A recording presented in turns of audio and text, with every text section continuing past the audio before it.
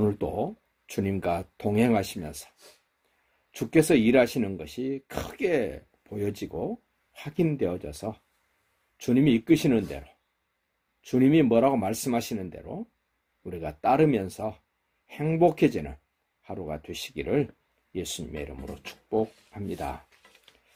법궤를 빼앗기고 약 7개월여가 지난 후에 법궤가 이스라엘 진으로 돌아왔습니다. 법궤가 돌아왔으면 원래 하나님의 법궤가 있던 곳 실로로 법궤를 옮겨가야 될 터인데 벳세메스로 돌아왔던 법궤를 기앗 여아림에 갖다 놓습니다. 이 법궤라는 것 좀 생각해 볼 필요가 있습니다. 이집트에서 나와서 시내산에 머무를 때 하나님이 모세에게 말씀합니다. 모세야, 내가 너를 거기서 만날 것이다. 이 법궤 위 그 시온소에서 만나자고 하나님이 말씀을 합니다. 내가 너에게 말할 것, 명령할 것들을 거기서 내가 너에게 할 거야.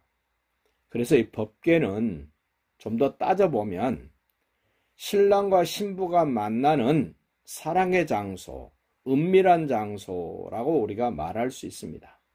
다른 성경에서는 이 법궤를 하나님의 발등상 이렇습니다.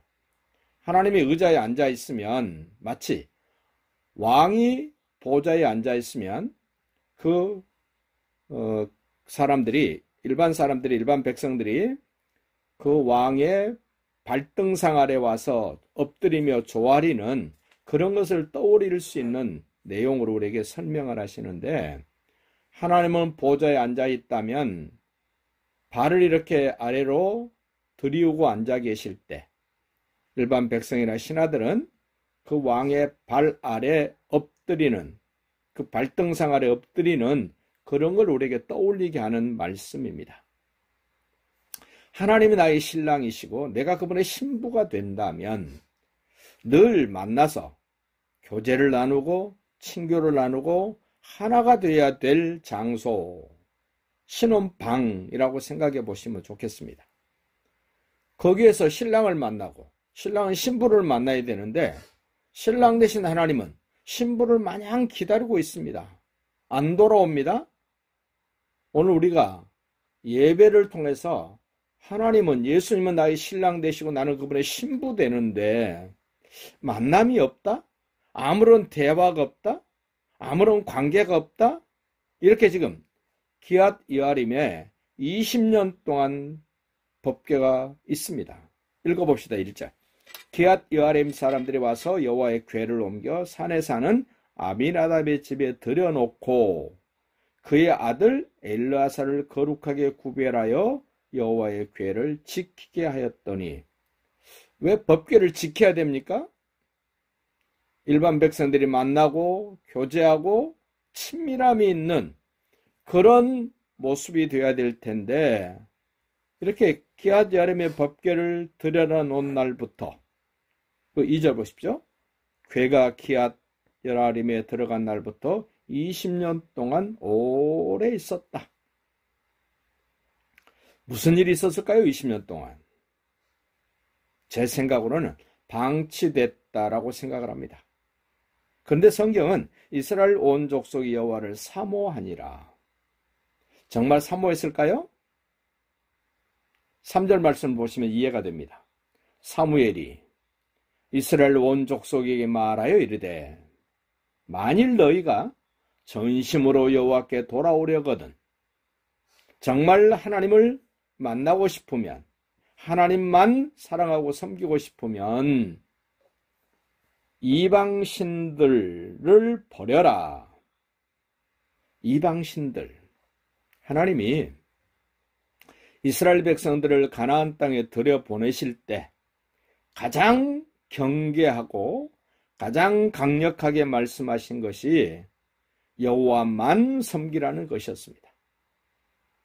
이집트에서 섬겼던 모든 잡동사니 신들, 그리고 믿음의 조상이로 말했던 아브라함의 가족들이 저 갈대아 우르에서 섬겼던 신들, 북쪽에 있었던 신, 남쪽에 있었던 신들이 몽땅 다 가나안 땅에 있습니다. 그리고 가나안 땅은 거기에 원래부터 있었던 우상들이 있습니다. 그러면 이집트에 살 때보다 훨씬 더 많은 우상이 가나안 땅에 있습니다. 저 갈대아 우르에 있을 때보다 훨씬 더 많은 우상들이 가나안 땅에 있습니다. 그래서 하나님이 너희가 가나안 땅에 들어가면 그 우상 섬겼던 사람들 다 쓸어버리고 여호와만 섬기는 너희들에게 내가 이 땅을 줄 거야 라고 했는데, 이스라엘 백성들이 하나님을 우상처럼 섬겼습니다. 마치 일본 사람들이 예수님을 전하면 잘 받아들입니다. 예수님만 하나님이라고 받아들이는 것이 아니라 일본 사람들은 여러 신들 중에 또 다른 하나의 신 예수를 받아들입니다. 그런 예수가 아닌데 마치 가나안 땅에 살고 있었던 아브라함의 후손들이 지금 그런 모습입니다. 하나님만 신인데 여기 지금 이방 신들과 아스다롯을 너희 중에서 제거하고 우상을 제거하고 너희 마음을 여호와께로 향하여 여호와만 섬기라. 그리하면 너희를 블레셋 사람의 손에서 건져내시리라. 하나님이 분명히 말씀합니다. 오늘 현대를 살고 있는 오늘 우리에게도 너희에게 우상이 있는데 그거 버려라. 뭐가 우상이겠습니까? 하나님만 사랑하고 하나님만 섬겨야 되고 하나님만 따라가야 되는데 육신을 가지고 세상을 살다 보니까 이것저것 참 많이 끼어드는 것들이 있습니다. 하나님과 나 사이에 끼어들어 있는 것. 하나님을 바라봐야 되고 하나님을 만나야 되는데 만나지 못하게 만드는 수없이 많은 것들, 오늘날로 말하면 우상입니다. 4절 봅니다. 이에 이스라엘 자손이 바알들과 풍요를 갖다 준 바알 신들과, 오늘 현대를 사는 우리도 무엇이 잘 된다 그러면, 거기가 괜찮다 그러면 거기에 집중해버리는 이 바알들과 아스다롯을 제거하고, 바알이 풍요를 준 신, 남자의 신이라면 아스다롯은 여자의 신, 이렇게 이해하시면 좋겠습니다. 그것들을 제거하고 여호와만 섬기니라. 사무엘이 등장해서 간청합니다. 요청합니다. 모든 우상을 다 버리고 하나님만 섬기도록 여러분의 마음을 여호와께로 향하여 돌아오시면 하나님이 여러분의 불편하게 만들고 힘들게 만들고 괴롭게 만들었던 블레셋에서 여러분을 건져주실 것입니다. 블레셋을 이기게 하실 것입니다. 이렇게 사무엘이 하나님의 사람으로서 역할을 제대로 합니다. 그런데 얼마 가지 않아서 또 하나님을 버리고 우상을 섬기는 어처구니 없는 일들이 계속되어집니다. 그래서 성경은 우리에게 계속 말씀합니다. 회개하라. 우상을 버려라. 하나님만 섬기라는 말씀을 계속합니다. 한 번 더 생각해 봅시다. 실로에 있었던 하나님의 법궤, 거기 가서 만나야 됐던, 실로에 가서 제사장들의 도움을 통해서 하나님을 경험해야 됐던 이스라엘 백성들, 에베네셀 전투로 법궤를 가져와서 블레셋에 뺏겼습니다.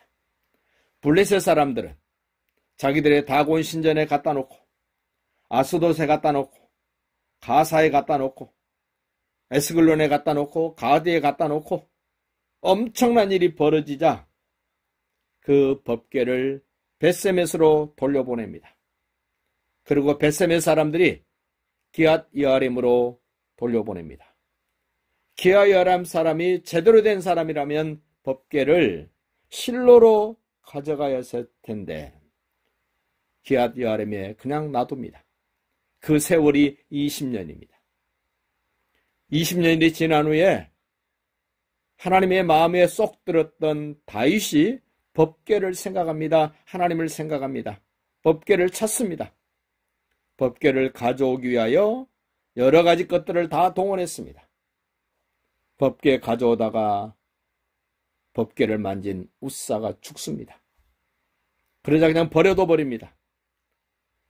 에데돔의 집에 석 달 있다가 그 집이 복받았다는 소식을 듣고 다윗은 그 오베데돔의 집에 있던 법궤를 다윗성 예루살렘으로 옮겨왔습니다. 그리고 나중에 솔로몬이 성전을 건축하고 난 다음에 드디어 실로에서 하나님이 원하시는 성막이 하나로 된 것처럼 드디어 법궤가 제자리를 찾아간 그 솔로몬 성전. 오늘 우리는 성전보다 더 크신 예수님을 내 마음에 모시고 그 예수님이 나의 왕이요 나의 신랑 되시고 나의 주인 되시고 나의 모든 것 되심을 인정해 드리면서 오늘도 그 주님과 교제가 있고 대화가 있고 친밀함이 있고 하나 되어진 의미 있는 하루가 되시기를 예수님의 이름으로 축복합니다.